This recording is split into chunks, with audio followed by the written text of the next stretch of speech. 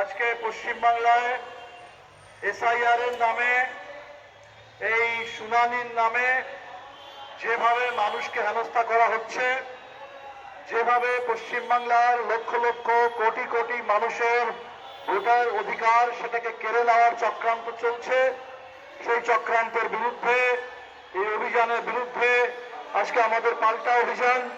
এই দাবি নিয়ে যে অবিলম্বে এই হয়রানি বন্ধ করো এবং প্রতিটি মানুষের ভোটের অধিকার, সেই অধিকারকে তার সুনিশ্চিত করো, তার গ্যারান্টি করো। কিন্তু এই ব্যাপারে কিছু কথা বলার আগে, সবার আগে নাজিরাবাদের সেই সমস্ত অগ্নিদগ্ধ শ্রমিক, তাদের প্রতি, তাদের পরিবারের প্রতি সমবেদনা জানাই।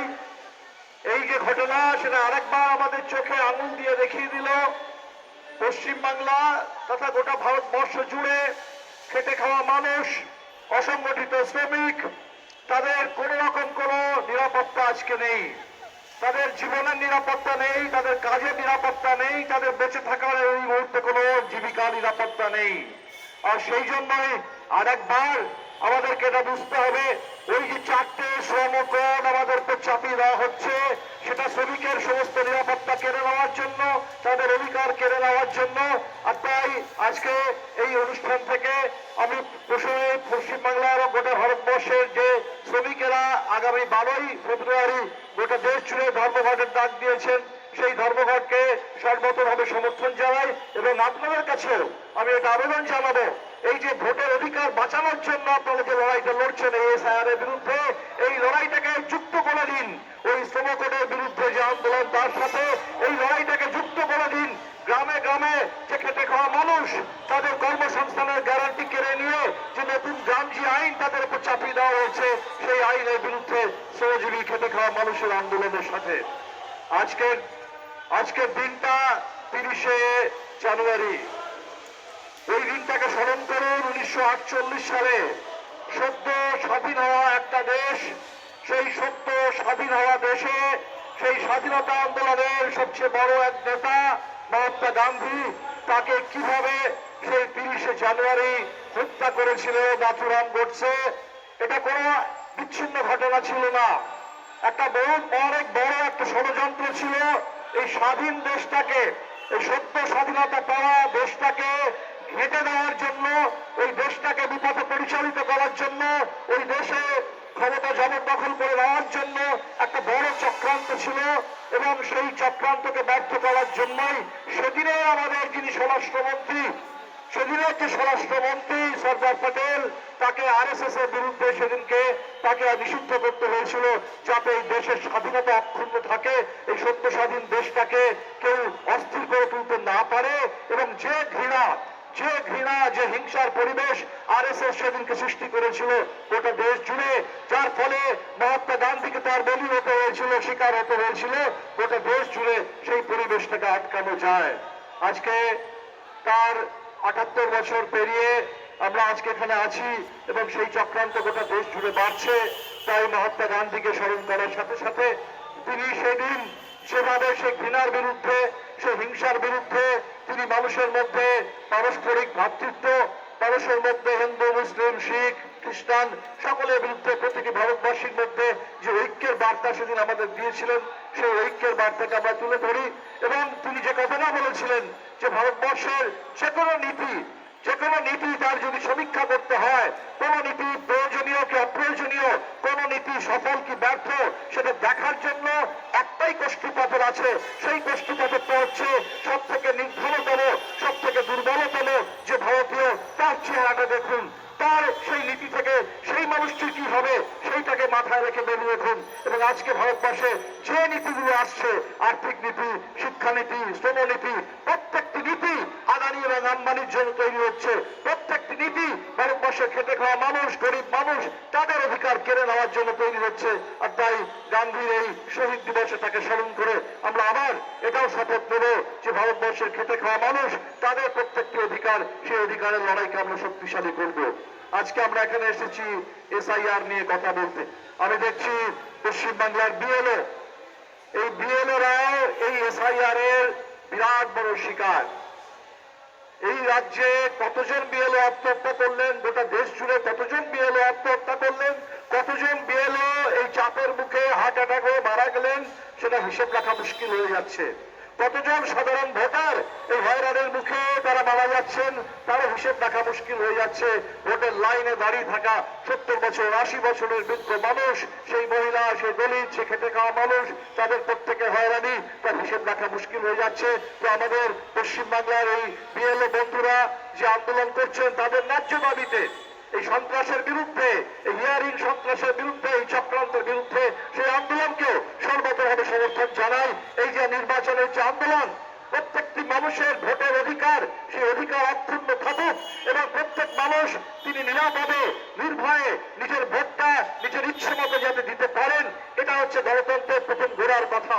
এবং গণতন্ত্রের সেই গোড়ার কথাটাকে বাঁচিয়ে রাখার জন্য, সেই গোড়ার কথাটাকে টিকিয়ে রাখার জন্য আমরা সবাই পশ্চিমবাংলার খেটে খাওয়া মানুষ, পশ্চিমবাংলার সাধারণ ভোটার, পশ্চিমবাংলার নাগরিক সমাজ, কৃষক, শ্রমিক, ছাত্র, যুব, মহিলা, আমরা একসাথে মিলিতভাবে আন্দোলন করব। বন্ধুগণ, এই যে এসআইআর, এই যে হলো গত 24শে জুন বিহারে এলো এবং তার ঠিক পরে পরে পশ্চিমবাংলায় চলে এসছে। আমাদের কাছে বিহারের অভিজ্ঞতা আছে, আমাদের কাছে পশ্চিমবঙ্গের যে চলমান এসআইআর প্রক্রিয়া, যে চলমান এসআইআর অভিযান, তার অভিজ্ঞতা আছে। আমাদের অভিজ্ঞতা কি বলছে? আমাদের অভিজ্ঞতা বলছে যে বিহারের মুখে 70 লক্ষ মানুষের নাম কেটে নেওয়া হলো। 70 লক্ষ, ওরা বলে 45 লক্ষ, ওটা ভুল হিসেব। 70 লক্ষের নাম কাটা হয়েছে, 25 লক্ষের নাম আলাদা করে যুক্ত করা হয়েছে। সেই 25 লক্ষ কারা, তারা নতুন ভোটার কি পুরনো ভোটার, সেটা এখনো পর্যন্ত নির্বাচন কমিশন করে হিসেব দেয়নি। তো নাম কাটা গেছে 70 লক্ষ মানুষের। সেই 70 লক্ষ মানুষ কারা? তাদের অধিকাংশই বিহারের পরিযায়ী শ্রমিক, তাদের অধিকাংশই বিহারের গরিব ভূমিহীন মানুষ, তাদের একটা বড় সংখ্যা তারা বিহারের মহিলা, তাদের একটা বড় সংখ্যা তারা বিহারের দলিত, আদিবাসী, সংখ্যালঘু সম্প্রদায়ের মানুষ। এটা হচ্ছে এসআইআর এর ছবি। এবং সেই এসআইআর এর মধ্যে দিয়ে যে নতুন করে ভোটার লিস্টটা তৈরি হলো, সেই ভোটার লিস্টটা কি শুদ্ধ? মোটেই না। সেই ভোটার লিস্টটা আগের ভোটার লিস্টের থেকে আরো খারাপ। যদি আগের ভোটার লিস্টে 10টা ভুল থাকে, তাহলে সেই নতুন ভোটার লিস্টে 100টা ভুল আছে, সেখানে সব রকমের ভুলগুলো আছে। তো এই যে ছেদ যুক্তি, ওরা বলছে যে আমরা ভুল সংশোধন করার জন্য, একটা শুদ্ধ ভোটার তালিকা তৈরি করার জন্য এই এসআইআর অবলম্বন করছি। এটা একদম ধাপ্পা, এটা একদম ভাওতা, এটা একদম মিথ্যে কথা। এসআইআর এর মধ্যে দিয়ে কোথাও একটা শুদ্ধ ভোটার তালিকা তৈরি হচ্ছে না। কি হচ্ছে? প্রচুর মানুষের নাম বাদ যাচ্ছে। প্রচুর মানুষ তাদের সংবিধানে প্রাপ্ত অধিকার, সব থেকে গোড়ার অধিকার যে একটা ভোট, যখন সংবিধান তৈরি হয়েছিল, আমরা গত 26শে জানুয়ারি আবার সেই দেশটাকে স্মরণ, সেই দিনটাকে স্মরণ করলাম, সাধারণতন্ত্র দিবস, যে দিবসে ভারতবর্ষে এই সংবিধান কার্যকর হয়েছিল 1950 সালে। 76 বছর ধরে সংবিধান আছে, গত 74 বছর ধরে ভারতবর্ষে নির্বাচন চলছে। সেই নির্বাচনের, সেই সংবিধানের গোড়ার কথা ছিল, বাবা সাহেব আম্বেদকর বলেছিলেন যে প্রত্যেক মানুষের জন্য একই vote, one vote one value. একদম খেটে খাওয়া মানুষ, তার একটা ভোট, ক্ষেত মজুর তার একটা ভোট, রিক্সাওয়ালা, ঠেলাওয়ালা তার একটা ভোট, হকার তার একটা ভোট, আর ওই আদানি, আম্বানি, টাটা, বিড়লা, ভারতবর্ষের সমস্ত বড় বড় ধনকুবের, ধনপশু, তাদের একটাই ভোট। এইখানে ভোটের ভেতরে কোনো আলাদা হিসেব ছিল না যে তোমার একটা ভোট আর তোমার 100টা ভোট, প্রত্যেকের একটা ভোট। এবং সেই যে একটা ভোটের অধিকার, যে অধিকারটা আমরা স্বাধীনতার মধ্য দিয়ে পেয়েছিলাম, পৃথিবীর অনেক দেশে দশকের পর দশক মানুষকে লড়তে হয়েছে। আমেরিকায় যেখানে এখন ট্রাম্পের দৌরাত্ম্য চলছে, ট্রাম্পের দাদাগিরি চলছে, সেই আমেরিকায় আপনারা দেখছেন, আপনারা জানেন যে 1960-এর দশক পর্যন্ত, 1960-এর দশক পর্যন্ত আমেরিকার কালো রঙের মানুষ, সেই কৃষ্ণবর্ণ মানুষদের তাদের ভোট দানের অধিকার ছিল না, অনেক লড়তে হয়েছে। পৃথিবীর অনেক দেশে মহিলাদেরকে অনেক লড়তে হয়েছে ভোটের অধিকার পাওয়ার জন্য। যাদের কাছে কোনো সম্পত্তি নেই, যারা ফুটপাতে থাকেন, যাদের কোনো বাড়ির ঠিকানা নেই, যাদের বাড়ি নেই, যাদের কাছে কোনো ডিগ্রি নেই, যাদের কাছে স্কুল কলেজে যাওয়ার সুযোগ পাননি, সেই সমস্ত মানুষরাও ভোট দেবেন। এই অধিকারটা পেতে পৃথিবীর অনেক দেশে অনেক লড়তে হয়েছে। কিন্তু আমাদের দেশে আমরা আমাদের স্বাধীনতার আন্দোলনের মধ্য দিয়ে সেই স্বাধীনতার সঙ্গে সঙ্গে যে সংবিধানটা পেলাম, যে গণতন্ত্রটা পেলাম, যে গণতান্ত্রিক অধিকারগুলো পেলাম, সেখানে সেই ভোটের অধিকারটা আমরা পেয়েছিলাম। কিন্তু আজকে সেই ভোটের অধিকারটা আমাদের কাছ থেকে কেড়ে নেওয়ার একটা চক্রান্ত চলছে। কি বলছে ওরা? ওরা বলছে যে অনেক নাকি মানুষ ঢুকে পড়েছে যারা বাংলাদেশ থেকে চলে এসছে, যারা নাকি রোহিঙ্গা, যারা নাকি মায়ানমার থেকে চলে এসছে। এই গল্পটা বিহারেও শোনা গিয়েছিল। এই গল্পটা বিহারেও খুব বড় বড় করে প্রত্যেকটা জনসভা অমিত শাহ, নরেন্দ্র মোদী তারা এই মিথ্যে কথাটা বলতেন। কিন্তু যারা নির্বাচন কমিশন আমাদের তথ্য দিল, নির্বাচন কমিশন যে তথ্যটা দিল, যখন 70 লক্ষ লোকের নাম কাটা গেল, আমরা নির্বাচন কমিশনের কথা জানতে চেয়েছিলাম যে এর মধ্যে কজন বাংলাদেশি আছে, এর মধ্যে কজন মায়ানমার থেকে আসা রোহিঙ্গা আছে। নির্বাচন কমিশন একজনেরও নাম বলতে পারেনি, একটা নামও বলেনি, একজনও নয়। অথচ পুরো বাজার গরম করা হচ্ছে বাংলাদেশি বাংলাদেশি বাংলাদেশি বাংলাদেশি এই কথাটা বলে। এই সমস্ত চক্রান্তটা চলছে। আপনারা দেখছেন আসামের বুকে আসামের মুখ্যমন্ত্রী হিমন্ত বিশ্ব শর্মা তিনি কি বলছেন? তিনি সেখানকার বলছেন সেখানকার খেটে খাওয়া মুসলিম মানুষ, বাংলা ভাষী যদি মুসলিম মানুষ হন তাকে তারা বলেন মিয়া, বলছেন আমি 5 লক্ষ মিয়ার নাম কেটে দেবো। তিনি সেখানে বলছেন যে তিনি যদি রিক্সা চালায়, সে রিক্সার ভাড়া যদি 5 টাকা হয় তাহলে তাকে 4 টাকা দাও, 5 টাকা দিও না। এদেরকে ভাতে মারবো, এদেরকে পেটে মারবো, এদেরকে ভোটার লিস্ট থেকে নাম কাটবো। একজন মুখ্যমন্ত্রী এই সংবিধানের শপথ নিয়ে চেয়ারে বসা মুখ্যমন্ত্রী আজকে খোলাখুলি স্পষ্ট ভাষায় তিনি বলছেন 5 লক্ষ লোকের নাম কেটে দাও, 5 লক্ষ লোকের নাম কেটে দাও, 5 লক্ষ লোককে প্রাণে মেরে দাও। এটা হচ্ছে আসামের বুকে আজকে বাংলা ভাষী মুসলিম জনগণের প্রতি আসামের বুকে সেখানকার সরকারের দৃষ্টিভঙ্গি। নির্বাচন কমিশন কি করছে? সুপ্রিম কোর্ট কি করছে? যে সুপ্রিম কোর্টের উচিত, যে নির্বাচন কমিশনের উচিত এই মুখ্যমন্ত্রীকে এই মুহূর্তে কান ধরে তাকে তার গদি থেকে সরিয়ে দেওয়া। যে এইভাবে ঘৃণা ছড়াচ্ছে, যে এইভাবে মানুষের বিরুদ্ধে এইভাবে বিদ্বেষ ছড়াচ্ছে, এই বিদ্বেষ ছড়ানো মুখ্যমন্ত্রী, এই গণহত্যা করার ডাক দেওয়া মুখ্যমন্ত্রী, সে মুখ্যমন্ত্রী চেয়ারে থাকার উপযুক্ত নন, তার জায়গা এই মুহূর্তে জেলে হওয়া উচিত। এই আসামের মুখ্যমন্ত্রী, তাকে জেলে পাঠানো উচিত এই বক্তব্যের পরে। কিন্তু ভারতবর্ষের সুপ্রিম কোর্ট চুপ, ভারতবর্ষ নির্বাচন কমিশন চুপ। তা আজকে এই সমস্ত মিথ্যে কথা বলে এই চক্রান্ত করে আমাদের যে ভোটের অধিকারটা কেটে নিচ্ছে আমরা দেখছি। 58 লক্ষ লোকের নাম পশ্চিমবাংলায় বাদ গেল, 58 লক্ষ লোকের নাম বাদ গেল। তাদের মধ্যে সত্যি কজন মারা গেছেন? হতে পারে কিছু মানুষ মারা গেছেন। যিনি মারা গেছেন আমি বলবো অবশ্যই তার নাম এটা বছর বছর সংশোধন হওয়া উচিত। এর জন্য আলাদা করে অভিযান করার কি দরকার? বছর বছর সংশোধন হওয়া উচিত। যে মানুষ মারা গেছেন তার নামটা থাকবে না ভোটার লিস্টে। যিনি এখানে থাকেন না তিনি বাইরে চলে যাবেন, তার ভোটার লিস্টের নামটা হয়তো এখানে থাকবে না। তিনি যদি এখান থেকে দিল্লি চলে যান তাহলে তার দিল্লির ভোটার লিস্টে তার নাম থাকবে। এগুলো তো সাধারণ কথা, খুব স্বাভাবিক কথা। এই কথার জন্য নতুন করে অভিযান চালানোর কোনো দরকার হয় না।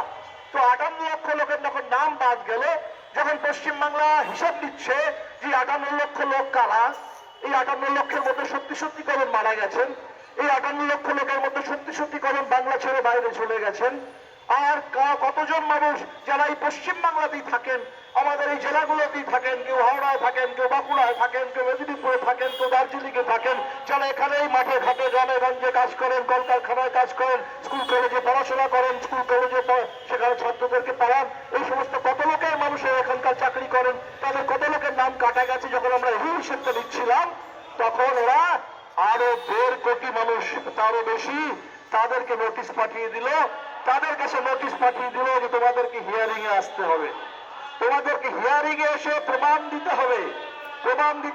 তাই ওরা নাকি বুঝে উঠতে পারছেন না, যে পশ্চিমবাংলায় যে বসু সেই বোস, সুভাষচন্দ্র বসু আর জ্যোতি বোস তো একই। বিমান বোস আর জ্যোতি বোস, কেউ বসু লেখেন কেউ বোস লেখেন, তারা সবাই এক। কেউ গাঙ্গুলি লেখেন, কেউ গঙ্গোপাধ্যায় লেখেন, তারা সবাই এক। কেউ মুখোপাধ্যায় লেখেন, কেউ মুখার্জি লেখেন, তারা সবাই এক। আমি ভট্টাচার্য লিখি, বুদ্ধদেব বাবু ভট্টাচার্য লিখতেন, সবাই এক। এটা নাকি তারা বুঝে উঠতে পারছে না। ওদের যে এআই এর হিসেব, তারা পশ্চিমবাংলার মানুষের নাম বুঝে উঠতে পারছে না। এবং ওই জন্য নাকি ওরা 1.5 কোটি মানুষকে এইভাবে নামের দিকে পাঠিয়েছে। এবং এই যে হিয়ারিং এর সন্ত্রাস, এই কথাটা খুব শর্টকাটি কথা। হিয়ারিং, এটা যে আপনারা বলেছেন যে শুনানি না হয়রানি, এটা কি চলছে? এটা শুনানির অভিযান চলছে না হয়রানির অভিযান চলছে? এই হয়রানির নাম করে এই সন্ত্রাস কেন চলছে, মানুষের ভোট কেড়ে নেওয়া চক্রান্ত কেন চলছে, এটার আমরা জবাব চাই। আমরা যাবো নির্বাচন এখানে অফিসারের কাছে এবং তার কাছে গিয়ে প্রশ্ন আমরা তুলবো। মানুষ আজকে পশ্চিমবাংলায় কথাটা বলতে শুরু করেছেন, যেটা নির্বাচন কমিশন না নির্যাতন কমিশন। মানুষকে এখানে তার অধিকার কেড়ে নেওয়া, এই নির্যাতন করার অধিকারটা নির্বাচন কমিশনকে কে দিয়েছে? নির্বাচন কমিশন তো সংবিধান দ্বারা গঠিত, সংবিধান দ্বারা গঠিত একটি সংস্থা, যে সংস্থার কাজ হচ্ছে এটা গ্যারান্টি করা, এটা দেখা যে ভারতবর্ষের 18 বছর বয়স যত হয়ে গেছে সেই সমস্ত প্রত্যেক মানুষ যাতে ভোট দিতে পারে, প্রত্যেকের নাম যাতে ভোটার লিস্টে থাকে এবং প্রত্যেকে যাতে তারা নির্ভয়ে নিরাপদে স্বেচ্ছায় ভোট দিতে পারেন সেটা দেখা, এটা হচ্ছে নির্বাচন কমিশনের কাজ। অথচ সেই নির্বাচন কমিশন আজকে দেশ জুড়ে মানুষকে ভোটার তালিকা থেকে বাদ দেওয়া, তার ভোটের অধিকারটাকে কেড়ে নেওয়া, অপহরণ করে নেওয়া, সেই চক্রান্ত শুরু করেছে। সেই চক্রান্ত শুরু করেছে, এই চক্রান্তের বিরুদ্ধে আজকে আমরা এখানে আছি। তাই বন্ধুগণ, আপনাদের এই কথাটা বলতে আসা যে এই যে লড়াইটা, এটা একটা বড় লড়াই। সুপ্রিম কোর্টে কথা হচ্ছে, আমরা সুপ্রিম কোর্টে বলেছিলাম যে এই এসআইআর ব্যাপারটাই, এই পুরো এসআইআর ব্যাপারটাই হচ্ছে সংবিধান বিরোধী। এই এসআইআর পুরো ব্যাপারটাই সংবিধান বিরোধী, কারণ সংবিধান বলে যে মানুষ তিনি ভোট দেবেন, মানুষের ভোটে সরকার নির্বাচিত হবে। কে ভোটার সেটাকে নির্বাচিত করবে, সরকার নির্বাচন করবে ভোটারকে। উল্টো কথা হচ্ছে যে ভোটার নির্বাচন করবে সরকারকে। তাহলে এই যে আমাদের কাছে প্রমাণ চাওয়া হচ্ছে, প্রমাণ দাও, প্রমাণ দাও, প্রমাণ দাও, প্রমাণ চাওয়া হচ্ছে, এটা দাও, ওটা দাও। যে মানুষের কাছে কোনো বাড়ি নেই সে বলছে বাড়ির কাগজ দেখাও, যার কাছে কোনো জমি নেই তো জমির কাগজ দেখাও। এই যে প্রত্যেক মানুষকে এইভাবে হয়রান করা, এইটার বিরুদ্ধে একটা বড় লড়াই। কিন্তু এটা সুপ্রিম কোর্ট আমাদের এই কথাটা শোনেনি। সুপ্রিম কোর্টে দীর্ঘদিন ধরে এসে বিহারের সময় থেকে শুনানি চলছে। আমরা এই কথাটা বলেছিলাম যে প্রথমে এটা ফয়সালা করো, এই এসআইআর ব্যাপারটা কোনো দরকার নেই। এই এসআইআর একটা সম্পূর্ণ সংবিধান বিরোধী একটা অভিযান চলছে, চক্রান্ত চলছে। কিন্তু সুপ্রিম কোর্ট এই ব্যাপারটা এখনো চুপ। সুপ্রিম কোর্ট কোনো রায় দেয়নি। একই জিনিস আমরা দেখেছিলাম সেই ইলেকটোরাল বন্ডের সময়ে। সেই ইলেকটোরাল বন্ডের সময়ে আমরা বলেছিলাম যে ইলেকটোরাল বন্ড ব্যাপারটা এটা হচ্ছে সম্পূর্ণ একটা দুর্নীতি।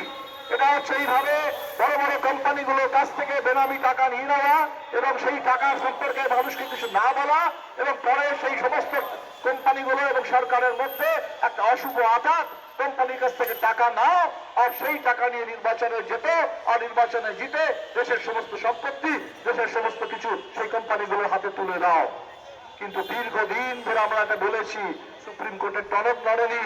কিন্তু কয়েক বছর কেটে যাওয়ার পরে অবশেষে সেই চন্দ্রচূড় তিনি বলেছিলেন যে হ্যাঁ, এই ইলেকটোরাল বন্ড ব্যাপারটা হচ্ছে সংবিধান বিরোধী এবং ইলেকটোরাল বন্ড বাতিল করো। তার ইলেকটোরাল বন্ড বাতিল হলো, কিন্তু সেই বন্ডের রাস্তা দিয়ে যে টাকাটা এলো সেই টাকাটা কিন্তু আর মানুষের ঘরে ফিরলো না, সেই টাকাটা কিন্তু বাজেয়াপ্ত করা হলো না, সেই টাকাটা বিজেপির ঘরেই চলে গেল। কিন্তু সেটা সুপ্রিম কোর্ট বললেন। আমি জানি না কত লক্ষ কত কোটি মানুষের নাম বাদ যাওয়ার পরে একদিন সুপ্রিম কোর্টের হয়তো টনক নড়বে, একদিন হয়তো সুপ্রিম কোর্ট বলবে যে এসআইআর ব্যাপারটা হচ্ছে সম্পূর্ণ সংবিধান বিরোধী। আমরা কিন্তু শুরু থেকেই বলেছি, আজও সেই কথাটা বলতে এখানে এসেছি যে এসআইআর সংবিধান বিরোধী। কিন্তু এসআইআর যখন চলছে, যখন পশ্চিমবাংলার সমস্ত মানুষ বিপন্ন, পশ্চিমবাংলার মানুষ আক্রান্ত, আমরা সবসময় আক্রান্ত মানুষের পাশে, আমরা বিপন্ন মানুষের পাশে। আপনাদের বিপন্ন মানুষের পাশে তার রুটি রুচি যদি বিপন্ন হয়, তার বেঁচে থাকার অধিকার যদি বিপন্ন হয়, অস্তিত্ব যদি বিপন্ন হয়, ভোটার তালিকার নাম যদি বিপন্ন হয়, বাংলার পরিযায়ী শ্রমিক তার কাজ তার সম্মান সেটা যদি বিপন্ন হয়, প্রতিটি বিপন্ন মানুষের প্রতিটি বিপন্নতার প্রশ্নে আমরা তার পাশে আছি, লড়াইয়ে আছি, যাতে আমরা সেই অধিকারগুলো অর্জন করতে পারি। তাই পশ্চিমবাংলার বুকে দাঁড়িয়ে এইখানে পশ্চিমবাংলার প্রত্যেকটি বিপন্ন মানুষ তাদের ভোটের অধিকার, সেই অধিকার রক্ষার জন্য আমরা এখানে আছি। পশ্চিমবাংলার পরিযায়ী শ্রমিক, বাংলার পরিযায়ী শ্রমিক যারা দেশের বিভিন্ন প্রান্তে অত্যাচারিত হচ্ছেন, তাদেরকে অপমান করা হচ্ছে, তাদেরকে পিটিয়ে মারা হচ্ছে, উড়িষ্যায় মারা হচ্ছে, ঝাড়খণ্ডে পর্যন্ত মারা হয়েছে, দিল্লির বুকে মারা হচ্ছে। এমনকি আজকে ভারতবর্ষের অবস্থাটা এমন দাঁড়িয়েছে, বাংলা ভাষায় কথা বললে ওরা বলছে না বাংলাদেশি ভাষা। আমি জানতাম না বাংলাদেশি ভাষা কাকে বলে। বাংলা ভাষাকে বলছে বাংলাদেশি ভাষা। বাংলা ভাষায় কথা বলা বাংলার শ্রমিক, মুসলমান, হিন্দু যাই হোক না কেন, ধর্ম যাই হোক না কেন, তাকে বাংলাদেশি বলে দাগিয়ে দেওয়া হচ্ছে, তাকে মারা হচ্ছে। এবং শেষ পর্যন্ত অবস্থাটা এমন দাঁড়িয়েছে যে বাংলায় কথা বলারও দরকার নেই, পশ্চিম বাংলায় হওয়ারও কোনো দরকার নেই। ছত্তিশগড়ের হিন্দিভাষী শ্রমিক যার নাম রামনারায়ণ বাঘেল, যিনি মুসলমান না, যিনি বাংলায় কথা বলেন না, হিন্দিভাষী ছত্তিশগড়ের শ্রমিক, তাকে কেরালার বুকে পিটিয়ে মারা হলো বাংলাদেশি কিনা এই সন্দেহে। তাহলে এই যে আজকে নিরাপত্তাহীনতা অবস্থা তৈরি হয়েছে এবং যেটাকে যুক্ত করে পশ্চিম বাংলার এই নির্বাচনে সমস্ত ঘোলা জল তৈরি করার চেষ্টা হচ্ছে। বাংলায় যে কথাটা আমরা বলি সবকিছু খেটে নেওয়া, সবকিছু ঘেটে দিয়ে পুরো জল ঘোলা করে এখানে লক্ষ লক্ষ কোটি কোটি মানুষের নাম বাদ দিয়ে ক্ষমতা দখলের একটা চক্রান্ত চলছে, একটা ষড়যন্ত্র চলছে। তাই আজকে আমাদেরকে ঠিক যেমন এক একটা ভোট বাঁচাতে হবে, এক একটা ভোটের অধিকারকে বাঁচাতে হবে, এই পশ্চিম বাংলাটাকেও বাঁচাতে হবে, এই ভারতবর্ষটাকেও বাঁচাতে হবে, এই গণতন্ত্রটাকেও বাঁচাতে হবে, এই সংবিধানটাকেও বাঁচাতে হবে। এবং এই যে ফ্যাসিবাদের ষড়যন্ত্র, গোটা দেশের সমস্ত ক্ষমতা কুক্ষিগত করে নাও, গোটা দেশের সমস্ত সম্পত্তি কুক্ষিগত করে নাও, সমস্ত সম্পত্তি আদানি আম্বানির হাতে তুলে দাও, আর সমস্ত বিশ্ববিদ্যালয়গুলো আরএসএস এর হাতে তুলে দাও, আর দেশের গোটা সমস্ত যে ক্ষমতা আছে সেই ক্ষমতাটা কেন্দ্র সরকারের কাছে তুলে দাও, রাজ্য সরকার, পঞ্চায়েত, তাদের সব অধিকার কেড়ে নাও, যেটা ওই মনরেগা আইনটাকে বন্ধ করে ওরা কেড়ে নেওয়ার চেষ্টা করছে। তাই আপনাদেরকে বলবো, এই যে লড়াইটা আমরা লড়ছি, এই লড়াইটা প্রত্যেকটি বুথে লড়তে হবে, প্রত্যেক মানুষের জন্য এই লড়াই লড়তে হবে। এই লড়াইটা লড়ুন, ভালো করে লড়ুন, আমরা সবাই মিলে লড়ি। আগামী 12ই ফেব্রুয়ারি গোটা দেশ জুড়ে সমস্ত ট্রেড ইউনিয়ন মিলে কৃষকদের সমর্থন নিয়ে যে ধর্মঘটের ডাক দিয়েছেন, সেই ধর্মঘটটাকে আমরা সবাই মিলে সফল করে তুলি। এবং ঠিক যেভাবে ভারতবর্ষের কৃষকেরা দীর্ঘদিন মাঠে পড়ে থেকে, সেখানে রাস্তায় পড়ে থেকে তারা সরকারকে পিছন দিকে ঠেলতে বাধ্য করেছেন, সেই 3টে কৃষি আইনকে প্রত্যাহার করতে বাধ্য করেছেন। আজকে আমরা ঠিক একইভাবে ধারাবাহিক ঐক্যবদ্ধ আন্দোলনের মধ্য দিয়ে আমরা আমাদের এই শ্রম কোডগুলোকে বাতিল করাবো। আমরা আমাদের এই যে মনরেগা আইন, সেই মহাত্মা গান্ধী নরেগা আইন, সেই আইনটাকে বহাল করব। এই যে গ্রামজি ষড়যন্ত্র, সেই ষড়যন্ত্রটাকে রুখবো এবং এই এসআইআর এর মধ্য দিয়ে, এই হিয়ারিং সন্ত্রাসের মধ্য দিয়ে আমাদের ভোটের অধিকার কেড়ে নেওয়ার যে চক্রান্ত হচ্ছে, এই চক্রান্তটাকেও একইভাবে ঐক্যবদ্ধ আন্দোলনের মধ্য দিয়ে আমরা ব্যর্থ যাতে করে দিতে পারি, সেই সবাই মিলে সেই ঐক্য গড়ে তুলি, সমস্ত মানুষকে এই আন্দোলনে যুক্ত করি। এই কথা বলে আজকের এই অভিযানের জন্য আপনাদের সকলকে পার্টির পক্ষ থেকে, গোটা পার্টির পক্ষ থেকে আপনাদেরকে সংগ্রামী অভিনন্দন জানাই। ইনকিলাব জিন্দাবাদ, সংগ্রামী মানুষের ঐক্য দীর্ঘজীবী হোক।